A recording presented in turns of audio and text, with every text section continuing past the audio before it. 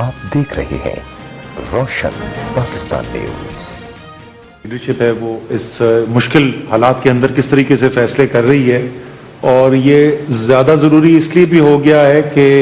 मैंने पिछले कुछ दिनों के अंदर सुना है ज़िम्मेदार सियासी लीडर्स जो हैं उन्होंने भी कुछ ऐसी बातें की हैं कि कोई कोऑर्डिनेशन नहीं है, ये अल्फाज इस्तेमाल किए गए, कोई कोऑर्डिनेशन नहीं है।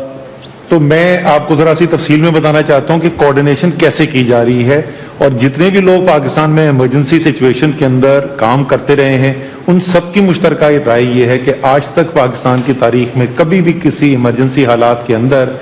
इतनी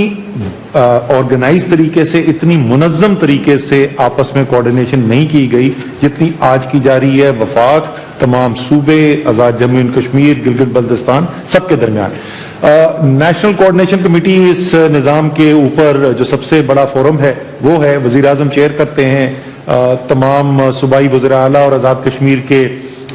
वज़ीर आज़म जो हैं वो उसके अंदर शिरकत करते हैं, और उसके अलावा कुछ वफाकी वज़रा भी होते हैं। मेरी गिनती के मुताबिक आज एनसीसी का 9वां इजलास था, यानी कि जब से ये फोरम बना है तो पिछले एक माह के अंदर लगभग 9 दफ़ा इसकी मुलाकात हो चुकी है। तो आप सोच सकते हैं कि ये कोई हफ्ते में कोई तकरीबन औसतन 2 दफ़ा मुलाकात होती है।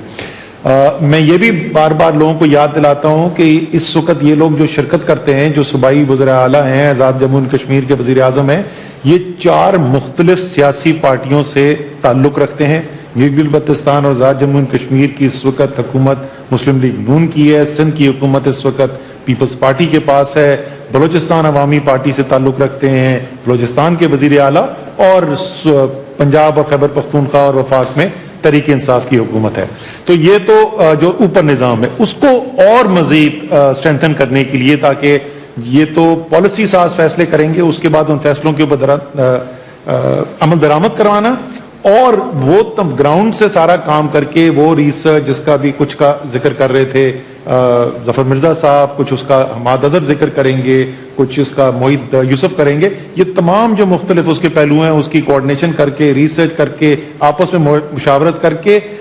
एनसीसी के सामने फैसले रखने की जिम्मेदारी नेशनल कमांड सेंटर के पास है। नेशनल कमांड सेंटर रोजाना मुलाकात करती है, रोज सुबह 10 बजे हम मुलाकात करते हैं, और जब से नेशनल कमांड सेंटर बनी है ये हर रोज मुलाकात हुई है, चाहे वो हफ्ता हो या इतवार हो, रोजाना मुलाकात होती है। कुछ हम उसमें वफाकी वज़रा हैं, उसके अलावा तमाम सूबों के चीफ सेक्रेटरीज होते हैं वहां पर, गिलगित बल्तिस्तान और आज़ाद जम्मू एंड कश्मीर के भी, ये तमाम लोग सब बैठते हैं। इसके अलावा एक्सपर्ट अगर कोई खास चीज जिस तरह जो नई टेक्नोलॉजी, ये भी बड़ी खुशाइंद बात है, आपको अगले 2-3 दिन में हम तफसील बताएंगे कि इससे मुकाबला करने के लिए जो मुख्तलिफ इक्विपमेंट जो बनाने हैं, जो मुख्तलिफ मेडिकल जो सप्लाईज लेनी है, वो पाकिस्तान में किस तरीके से हम डेवलप करने की कैपेसिटी बना रहे हैं, उसके लिए हमने फवाद चौधरी साहब को बुलाया हुआ था, और मुख्तलिफ लोग इस तरीके से आते रहते हैं। और इसी तरीके से आज जो एनसीसी ने आज जो फैसले किए, उस फैसले का मैं सिर्फ अगर आपको मिसाल बता दूं तो आपको समझ में आ जाएगा कि ये कितना करीबी राब्ता है।